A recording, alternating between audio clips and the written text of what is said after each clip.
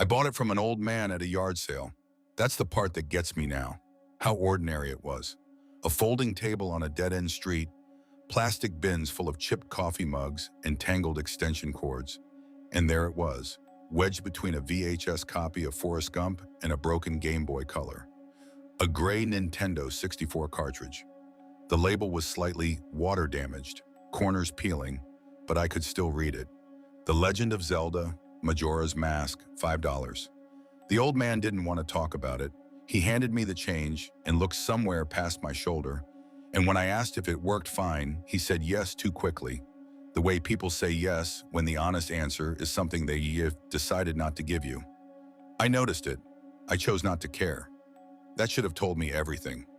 I was 19, a college sophomore, the kind of person who thought nostalgia was harmless.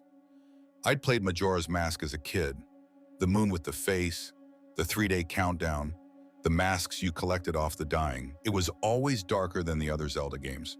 More personal, like it knew you were tired, like it had been designed specifically for the hours after midnight when everything feels like it's already ending.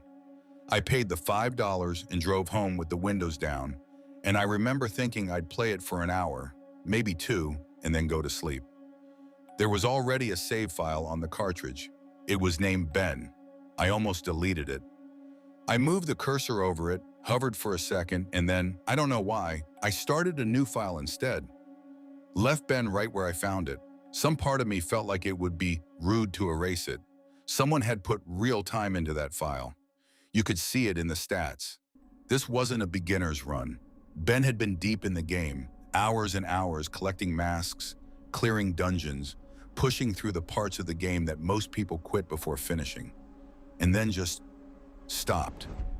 No final save, no clean ending, just a file sitting in the dark, waiting for someone to come back. I played for a while on my new file, got comfortable, and went to sleep. The next night, I deleted my file by accident. Clumsy, tired, moved the wrong cursor, so I loaded Ben's file instead. The game knew. I don't know how else to say it. The moment I loaded that save, something was different. NPCs that should have spoken to me said nothing. Vendors stared. Characters who were supposed to call me by the name I'd entered, Link, called me nothing at all. Silence where there should have been words. Like they'd been coached. Like they'd been told someone else was coming and I wasn't him and they didn't know what to do with me. The town felt wrong in the way a house feels wrong after someone has moved the furniture 3 inches. Everything in roughly the right place. But your body knows. Your body always knows before your mind catches up. Then I saw him, the Elegy of Emptiness statue. If you've played Majora's Mask, you know what it is. A hollow, dead-eyed copy of Link that you summon with a specific song. A shell, a thing that looks like you but isn't, with empty eye sockets in a slack, open mouth, perfectly still, meant to be used as a weight to hold down switches. It was standing in the middle of Clocktown, not summoned, not scripted, just standing there in the road, facing me, and every NPC was walking around it like it wasn't there, like they'd learned not to look at it, like looking at it was a thing you simply didn't do if you wanted to keep going about your day. I told myself it was a glitch. Old cartridge, water damage, bad contacts on the board. I kept playing. The statue followed me. Not in the way a normal game enemy follows you. It didn't chase. It didn't move when I was watching.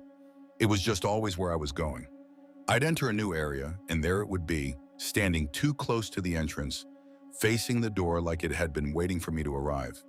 Every room, every screen in transition. I'd come through a doorway, and it would already be there, positioned as though it had known which door I would use. It knew where I was heading before I did. That's not something a glitch does. A glitch isn't anticipated. A glitch does not wait. I started recording my gameplay. Some instinct told me to.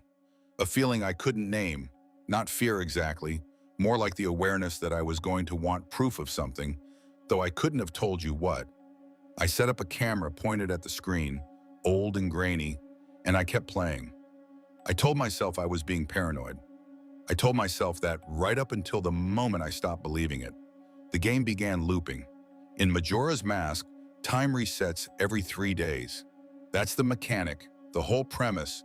You have 72 hours before the moon destroys everything, and then you play the Song of Time and rewind, and everything goes back to day one.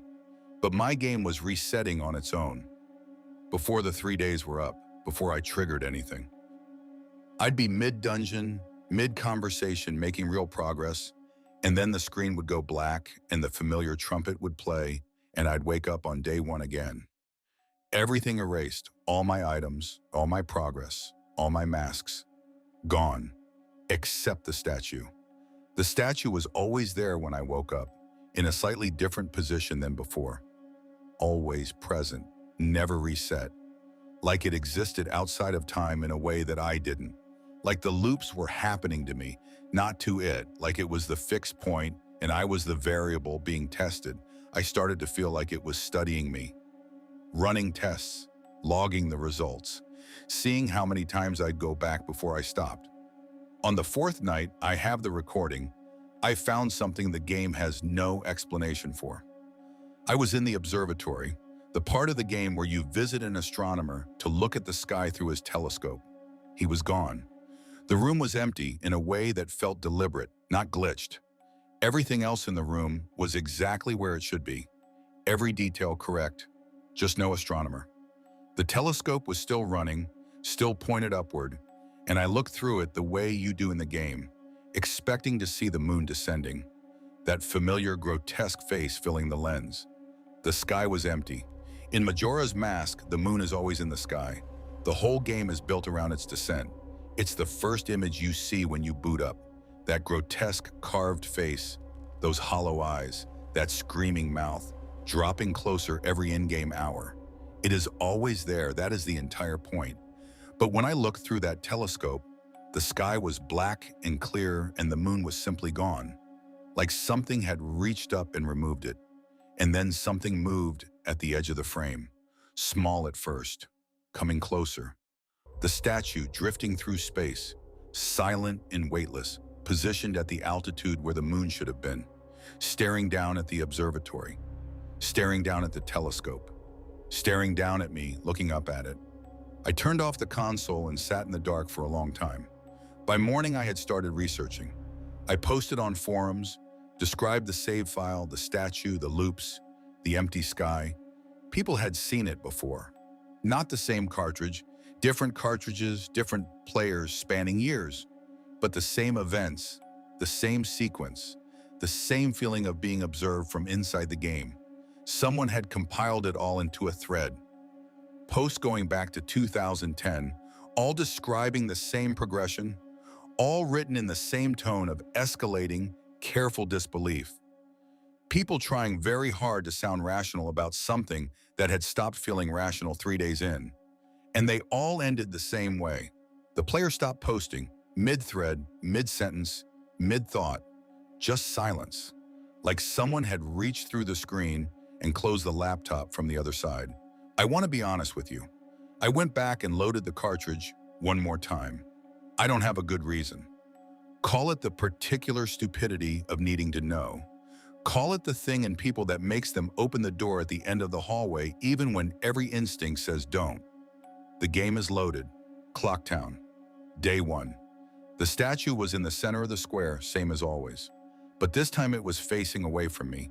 And I understood, in the way you understand things in a nightmare, where the logic is airtight and completely insane, that it wasn't ignoring me. It was looking at something that had just arrived behind it, something on my side of the screen, something the game could see that I couldn't. Then the text appeared, not through a character, not through any dialogue box the game was supposed to have. A system message at the top of the screen, plain black text against nothing. You've met a terrible fate, haven't you? Not a question. I've thought about that line for years, the grammar of it, a statement, a recognition. Like something had been paying attention since the yard sale, since the $5 changed hands, since I moved the cursor away from Ben's file and chose not to delete it. And it had finally decided to let me know that it knew, that I'd been seen the entire time, that whatever Ben was, a drowned boy's ghost burned into a cartridge, a collection of dead children's data fused into something that wants, A thought that learned to think inside a game about the end of the world. It had waited on that folding table in the afternoon sun, patient as stone, until the right person came along and picked it up. I know what you're thinking. I thought so too. It's just a game. Old code on damaged hardware, doing what broken things do. There is a rational explanation for every frame of footage, every silent NPC, every loop, every glitch. The statue appearing across maps is a memory error. The text is a corrupted string. The empty sky is a render failure. I know all of this. I've rehearsed it. I've said it out loud to myself in the daylight, when the windows are open and the room is full of ordinary noise. And it works. It sounds true. It feels like enough. It doesn't work as well at night. Because here's the thing about Ben.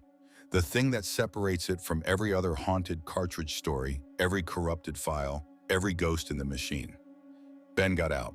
The original player, the one who documented all of this in 2010, wasn't just recording glitches. He was recording something learning, something using the game as a training ground, running him through scenarios, mapping his fear responses, testing exactly how much it could make him see before he broke and walked away.